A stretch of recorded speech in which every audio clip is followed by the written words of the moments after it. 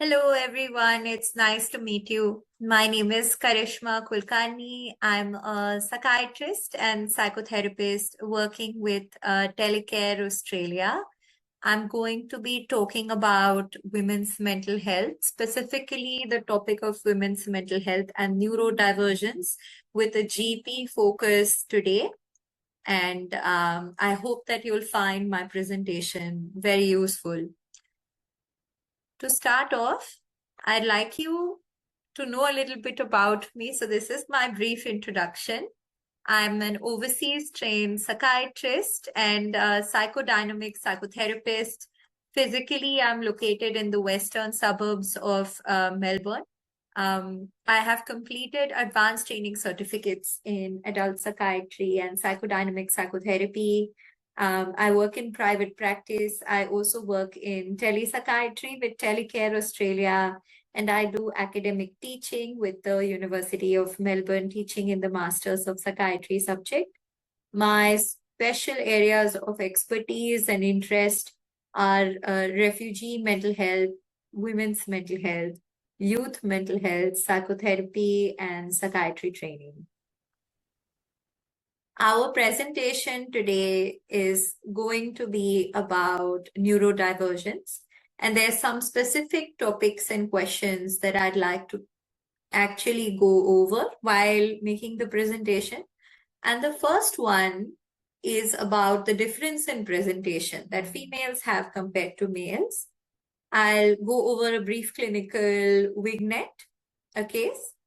Then I'll be talking about the phenomenon of masking, what that is and why it is relevant for neurodivergence in women. Talking about why diagnosis could be challenged or delayed for women. The impact of hormones at the different times of hormonal transitions in women's lives. I'll talk about the screening pathway for GPs and what can be done with that. And then talk about differentiating anxiety with the neurodivergence. That's a very common question for good reason. Then we'll talk about some specific conditions, PMDD and eating disorders in particular, look at how to discuss medications and how to make decisions. And finally, I'll end with some key takeaway points. Let's start. Now, we know that the male and female brain biologically has sex differences, not just because of the impact of hormones, but also how certain conditions present. There is a significant difference that's been observed in the phenomenology of those conditions. And one of them, a prime example is ADHD, where the inattentive only phenotype of ADHD predominates in women. Whereas in the male brain, the combined type of ADHD with hyperactivity and impulsivity is rather more prominent. And that's why the stereotypical picture that we have in mind of ADHD is that of a hyperactive child, and that tends to be more prominent in males and not in females. Another feature of ADHD that is more prominent in females is that of emotional dysregulation, where there can be mood swings, and therefore ADHD presents with more, I suppose, moodiness in women compared to men, and therefore it can sometimes be misdiagnosed or not recognized as much in women. Executive dysfunction with a disorganization, difficulties with planning, sequencing, methodical execution of tasks is another symptom rather prominent in females. Sensory hypersensitivities, including auditory hypersensitivity, although more common in women, is evenly spread between men and women, more or less.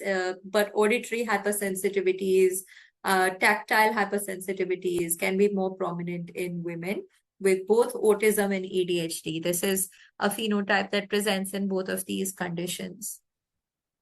With autism, the presentation can be quite different or even milder because women are socialized differently and have more access to mimicking or imitation, learning social niceties.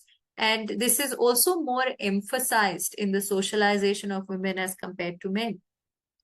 Often the camouflaging is something which is learned.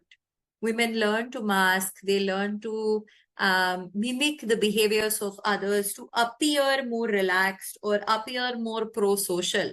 And these are conscious and unconscious mechanisms. And often there is a difference even in child rearing compared to males and females, which does put more pressure on learning these things with autistic females who are being brought up in a family compared to autistic male children. This is a typical case whom I would see in my practice. A young professional presenting with burnout from her work. She gives me a history of chronic disorganization since childhood. She's a high achiever and is treating water, but is always exhausted. Things have become quite a lot worse. She's had young children.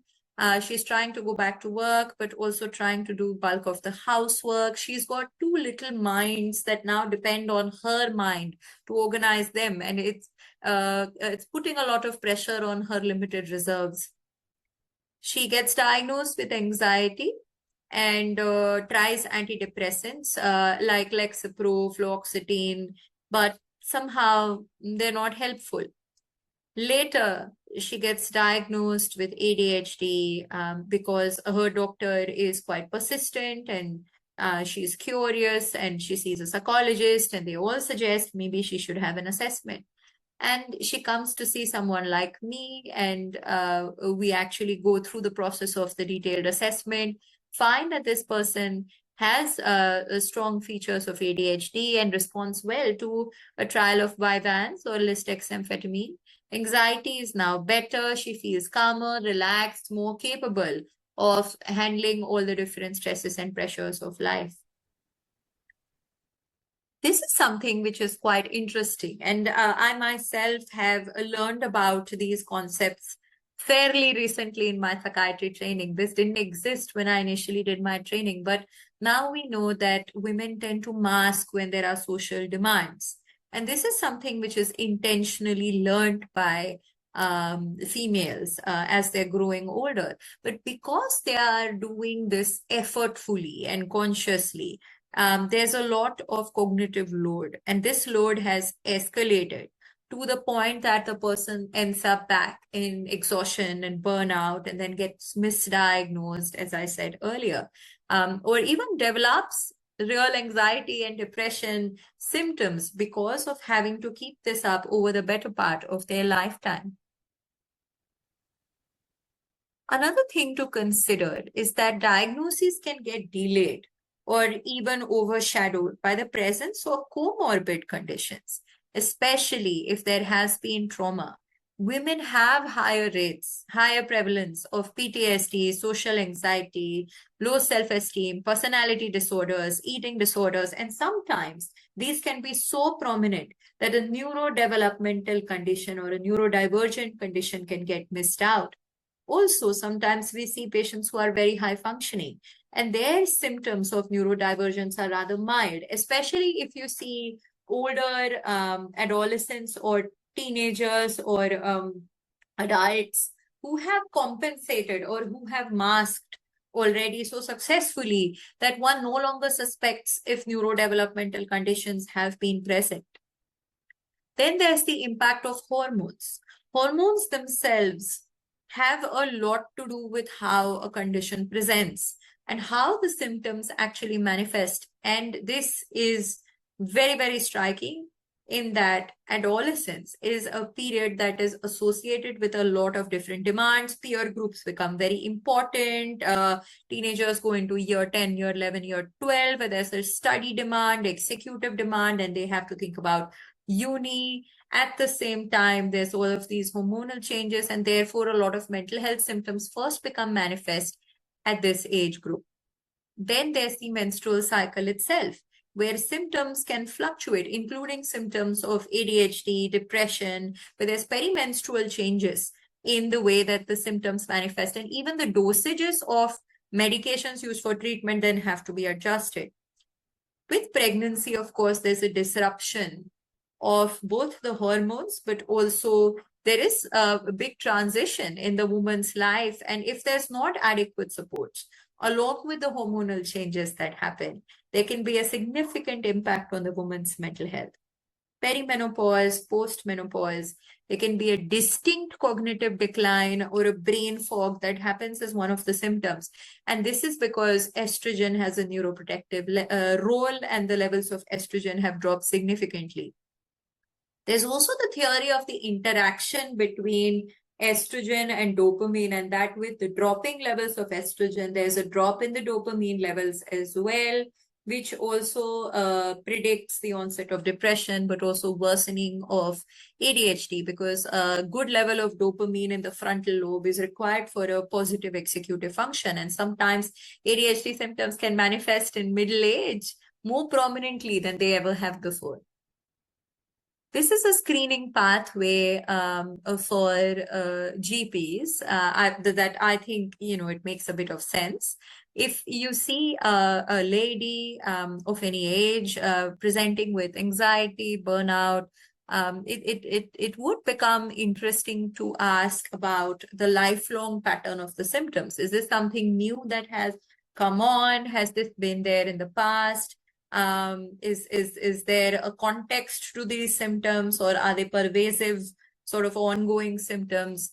It would be interesting to screen them. And I think nowadays a lot of women would be interested as well. So ASRS, the ADHD symptom rating scale, AQ, the autism quotient, are freely available on the internet. And there's a cutoff score that says if it's higher than the score, then consider a referral for a further diagnostic assessment, sorry. It's also important to assess not just the presence of symptoms, but also the impact on functioning. If there is a significant impact on functioning, even with milder symptoms, considering that there's other things that are going on in life, there's been a transition to motherhood, or there's been a transition in middle age, or a relationship breakdown, that also becomes important to consider if there is a distinct functional impact.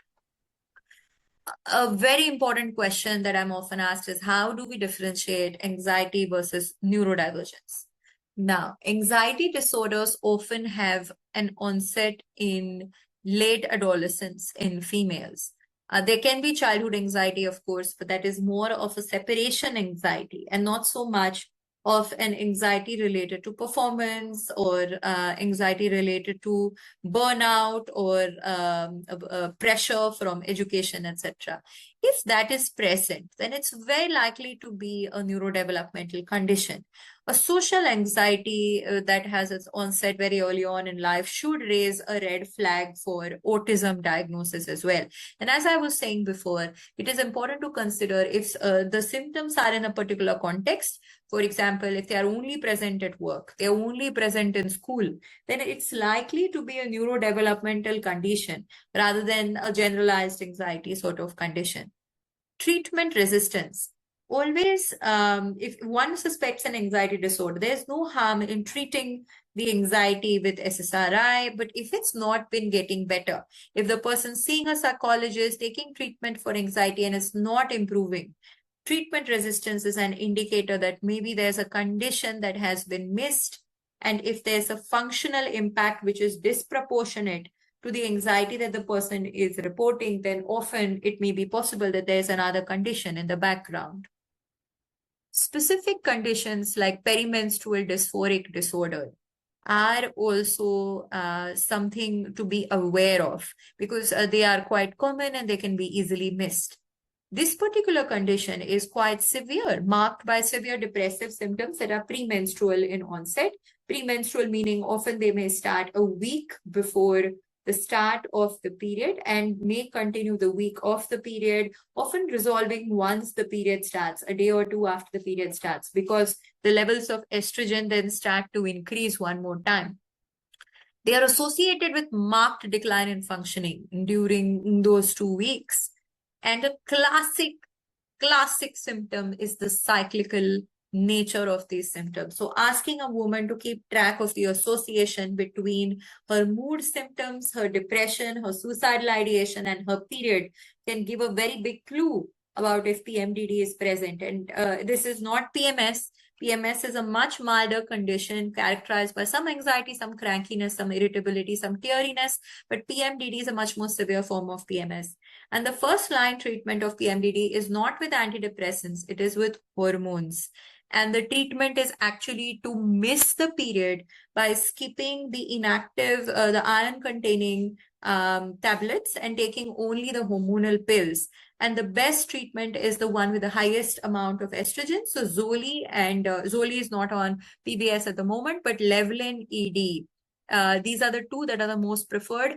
And if the person does not wish to have hormonal treatment, the second line is SSRI, which is to be given in the luteal phase. So the luteal phase is when there are depressive symptoms, which is the week before and the week of the period. So that is when we would ask a lady to take SSRIs. But if the periods are quite irregular and it is not possible to know very accurately, then even taking SSRI ongoing throughout the cycle, yes, that might be a possibility. Specific conditions that happen in women. Eating disorder rates in women are significantly higher than men. We know this. Often presentations can be missed. Again, the more mild or moderate presentations may not actually be checked for. And in general practice, often there's limited time. But it is important to consider if a question about this, how's your eating been? Have you noticed any pattern of eating disorder? This might be a question that you add to your repertoire of questions. And remember, this can occur at any BMI. The person could have normal BMI and may struggle with their eating. Binge eating disorder often happens in conjunction with ADHD. It's an impulse control disorder similar to impulsivity in ADHD. And there's a lot of shame that women experience around their eating, around their weight, and therefore might conceal symptoms. Atypical presentations of anorexia, bulimia, binge eating, ARFID, which are not exactly as it's written in DSM-5, but we know that in life, it's not so black and white with psychiatric symptoms particularly. The peripartum period, the perinatal period, is again a period of high risk because of the hormonal changes, the increased demands on women, and treatment considerations during this period are based on individual risk versus benefit profile, the individual patient's preference, and therefore have to be very individualized. Always remember, medication is in conjunction with non-pharmacological supports, considering psychology, considering mom's group. All of these supports can be really significant. Referring to a perinatal psychiatrist or even a general psychiatrist who works with women's mental health. Like myself, I'm not a perinatal trained psychiatrist, but this is something I do out of my own interest by gaining experience and reading about it and attending conferences. But I do think that involving a specialist can be extremely beneficial and can have a strong impact on the woman's mental health, but also the infant's health, because untreated perinatal depression, anxiety, OCD, bipolar disorder have strong adverse impact on the mother's bonding with her infant and then the infant's physical and mental health thereafter. So there can be a significant overlap with the pre-existing depression. Depression can come back during the perinatal period. So this is a very delicate period and requires a good amount of support during this time. So in terms of decision making, just if I were to simplify it and break it down, what I would say is if a woman comes with symptoms, check if this has started in early life. Often women will make statements like, I've been like this as long as I can remember. I think I was very different since I was a child. And that kind of points towards having a neurodevelopmental condition. If yes, there's no harm in screening. Keeping a stack of questionnaires, printing it off, giving it to the patient, checking at the next appointment. If it's positive, check the level of functional impact or impairment. And if the person has impairment and has symptoms from the screening, refer to a specialist. If there's no significant functional impact and there's some symptoms, maybe it's time to just monitor and reassess at a future date. to discuss medications around ADHD. Autism, of course, there aren't any, but for ADHD particularly, there's a lot of stigma and misconceptions because the stimulant medication, which is the gold standard first-line medication, is associated with drugs of abuse because methamphetamines are related to the amphetamines that are given to treat ADHD. But remembering that when this medication is prescribed and monitored, there's actually a lower dependence risk of not just this, but also of other substances. Important to monitor sleep, eating, weight, cardiovascular, including heart rate, blood pressure, getting an ECG, getting a random urine drug screen. These are all worthwhile. Using principles of shared decision making and trying to understand what are the patient's preferences is very, very important, I would say, which guides these discussions. Sometimes people are not ready to go on medication immediately, but later on they come back and they've developed a curiosity and are more open to it. And of course, at any stage, if one feels that things are difficult, it's worthwhile referring to a specialist and seeking guidance in the matter. This is the key takeaway, I would say, about neurodivergence in women's mental health. I would say think beyond the diagnosis of anxiety and depression, that there might be other diagnoses present. And over a period of time, through learning and experience, I think I've developed this sense of curiosity to be more open-minded about the diagnosis. Asking about lifelong patterns, what was this like in childhood? What was it like when you were a teenager? Recognizing when women are masking, when they're putting in lots of effort to achieve the same sort of outward social appearance of being sociable, friendly, cheerful. I think that says something, that they're making an extra effort. A lot of times, the process of engaging in diagnosis is very validating for patients because it tells them that something has been wrong. It's not just in their head, it's something that is real. And when somebody else understands this and sees this about them, this can be extremely therapeutic for patients. And of course, the earlier that we identify this, it can change the trajectory of somebody's life, even if they are adults, even if they are middle-aged. And the oldest woman that I diagnosed with ADHD, she was 68 years old. And she told me that this is the first day of the rest of my life, because I said, well, you're nearly 70 and how does it make a difference to you? And she said, well, it really does because I understand myself more and I accept myself more. So one could make a real difference. I wish you all the best in your journey of learning more about neurodivergence and understanding about women's mental health. This is a journey that I myself have been on now for, I would say, the last maybe 15 years or so, since I finished my psychiatry training in Bangalore in India, where I did my training. And I would say that we live in very interesting times where more of this is recognized, more is being understood. The women that we see are being empowered, and I think it's a wonderful time to be a doctor treating these conditions. So I wish you all the best. I wish you great success in your learning and in your practice. Thank you very much for your very patient listening. And I'd love to have some feedback in future. Thank you. Bye.